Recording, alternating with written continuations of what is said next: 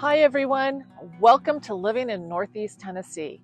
I'm a realtor here in Kingsport, Tennessee with Weichert Realtor Saxon Clark, and I have found that since moving to this beautiful area of Tennessee, that history abounds here. Here in the South, culture and history intertwine with each other, and there are so many graveyards around here that there are numerous stories of various different hauntings. The southern landscape is dotted with old cemeteries, moss-draped trees, and historic towns that actually give the area a timeless, mysterious atmosphere. This sense of history actually feels palpable, with most graveyards dating back over a century to the Civil War era and earlier.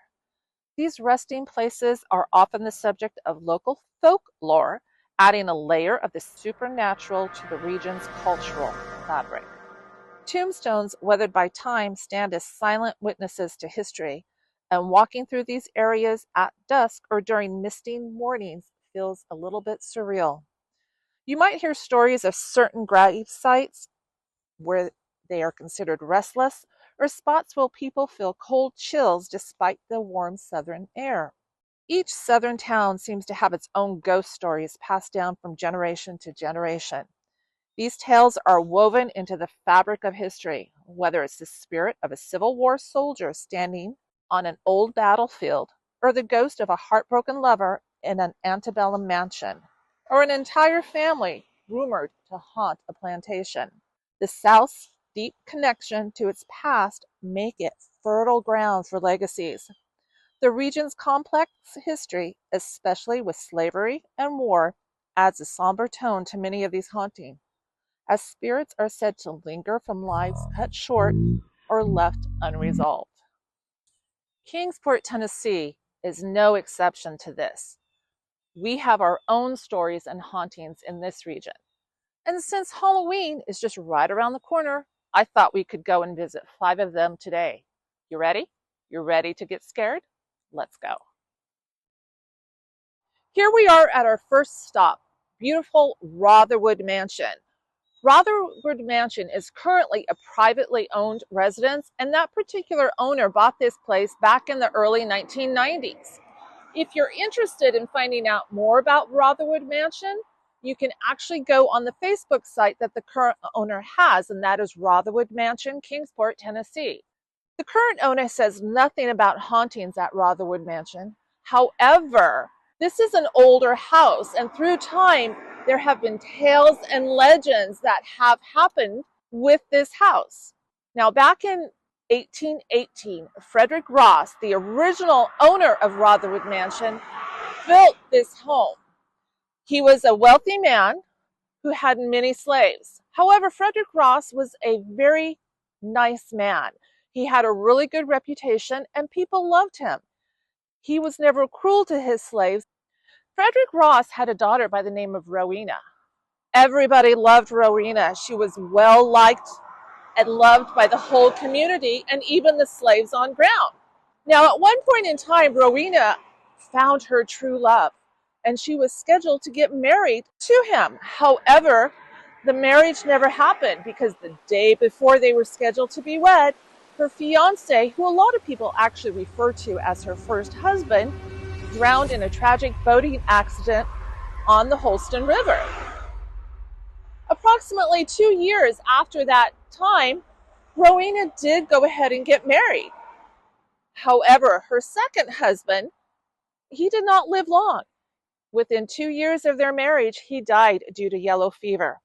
Rowena did persevere, however, and 10 years after that tragedy, she married again. Now, during Rowena's third marriage, she happily gave birth to a daughter, and she was ecstatic. However, Rowena's daughter did not live for long. She died when she was very young. Rowena became despondent at that point in time, and she tragically drowned herself in the Holston River. Now, after that, Frederick Ross had to sell the plantation. For whatever reason, whether he was despondent over Rowena's death, it's really not clear.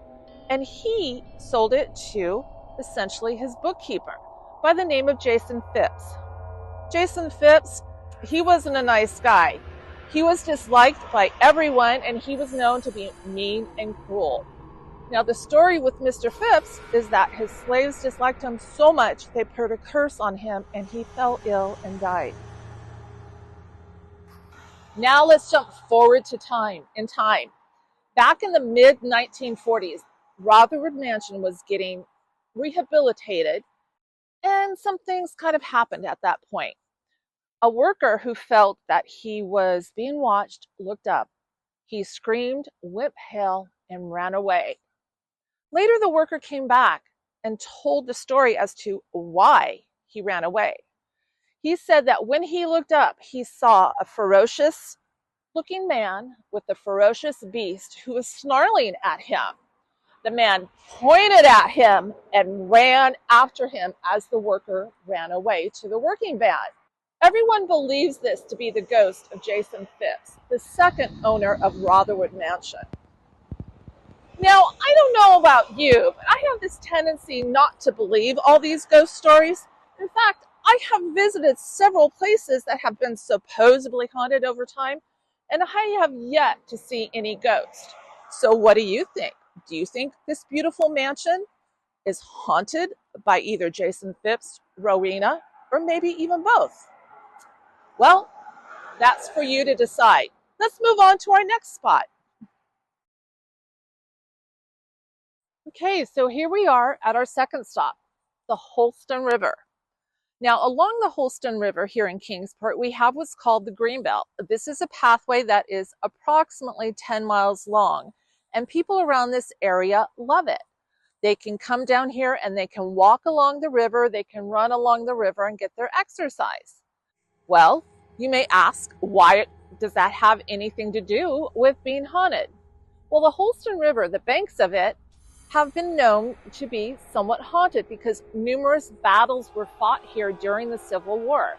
In fact, you go along this area, people have claimed to have seen Civil War soldiers just walking along, or even canoes being rowed by Indians down the Holston River.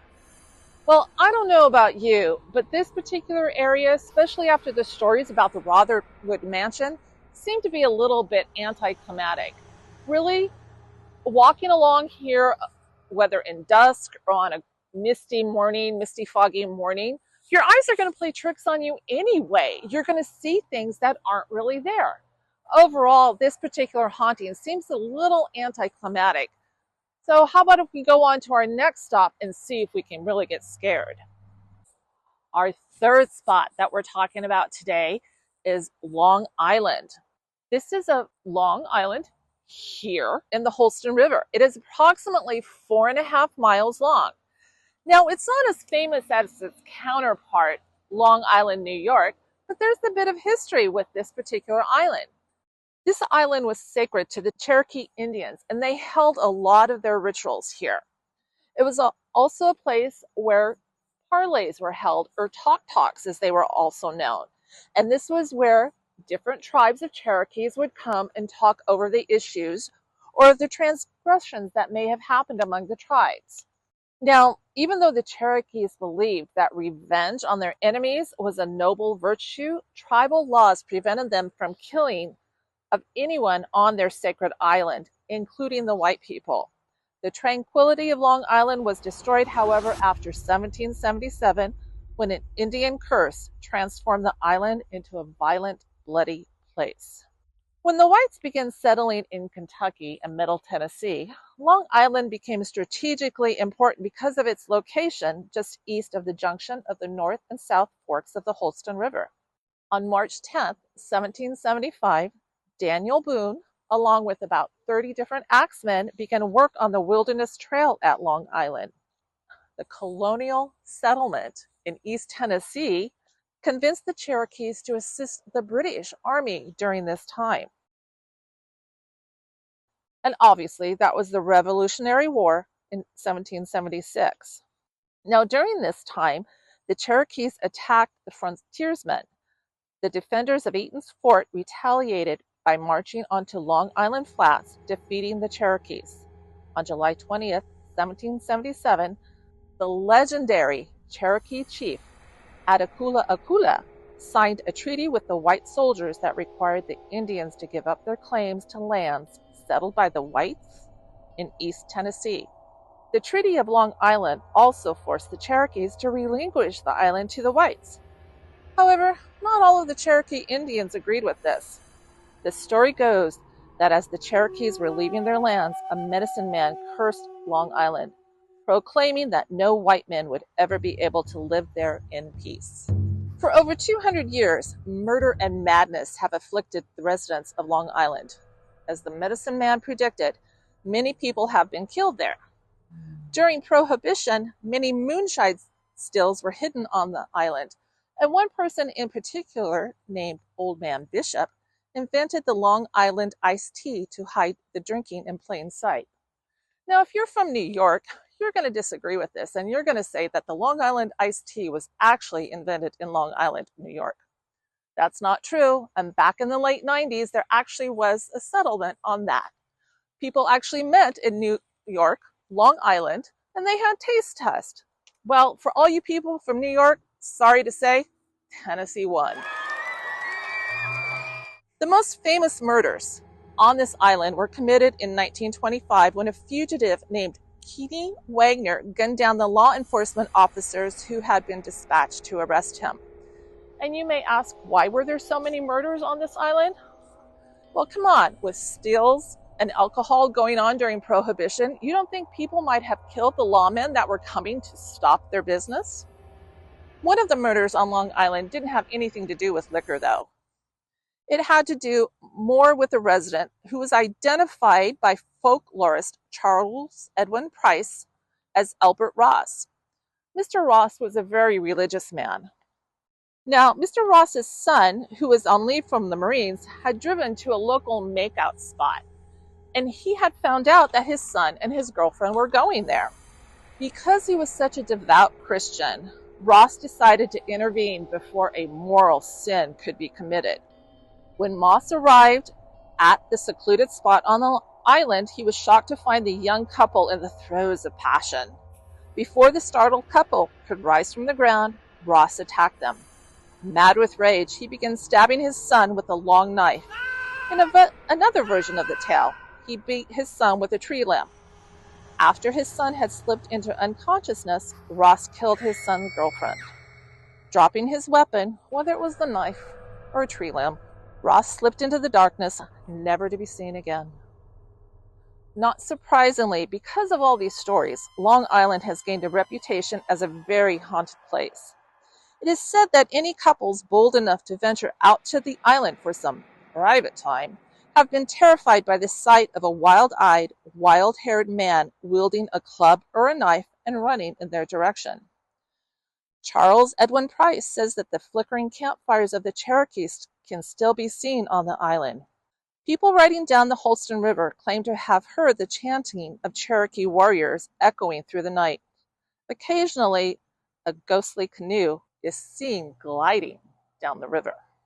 Okay, this story is a bit more believable, especially about the Cherokees, and how they like to protect their native spots. But again, all of this is happening in the dusk or in the evening. Really? Wait, you guys hear something? I could swear I'm hearing something out there. Is that the sound of drums? Our next stop is Netherland Road. Now, on a foggy night, if you are driving this road, you may encounter the ghost of Hugh Hamlin. Back in 1922, Albert Hugh Hamlin was visiting his son, Charles, in a hospital that used to be here on Netherland Road. He spent many hours there until his family and the staff of the hospital convinced him to go home and get some rest. Well, Charles was crossing the road, and it was foggy, mind you. So again, we're talking about dim lighting and fog.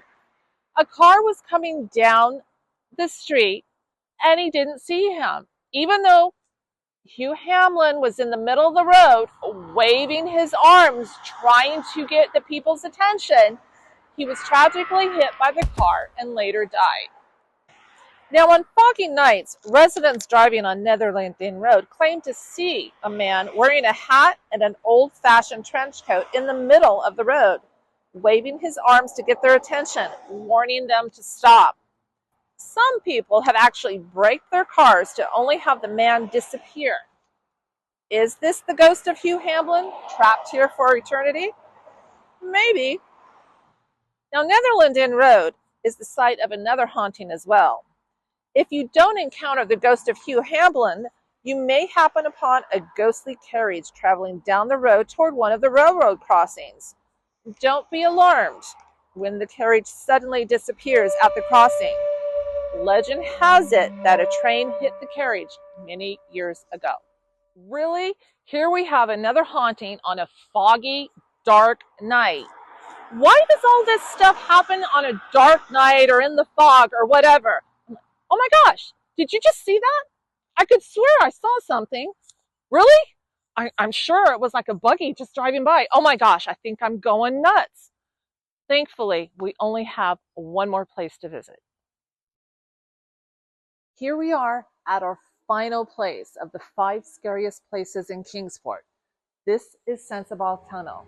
This is said to be one of the most haunted tunnels in the States.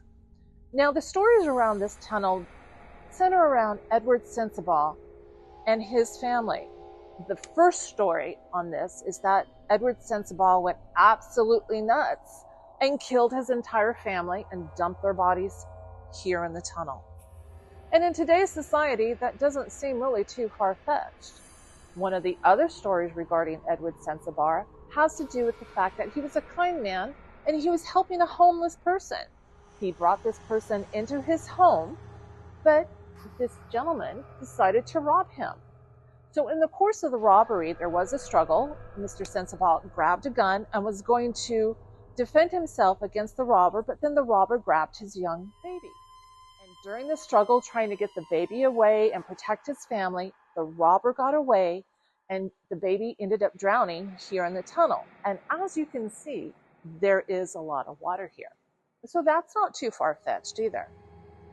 And then finally, the legend is that Edward Sensibaugh actually lived to a really old age. And because this tunnel was kind of a hideout for people, especially teenagers, he got upset with them. And he had this gift. The gift was to throw his voice. So the story is that he would come down here, make the sounds of a crying baby. The Sensibaugh Tunnel is actually in an isolated part of Kingsport. This tunnel is actually large enough for a car to go through. However, your car may not go through because, again, the story is people's car has stalled in the middle of the tunnel as they're driving through and they can't get it started again. And then they look in their rearview mirror and they see Edward Sensibaugh coming towards them and they hear his footsteps or they hear a baby shriek. Even talking in here, you can hear my voice echo. Not sure if it's coming across on the mic, but there is definitely an echo here in the tunnel. So these are the 5 scariest places in Kingsport.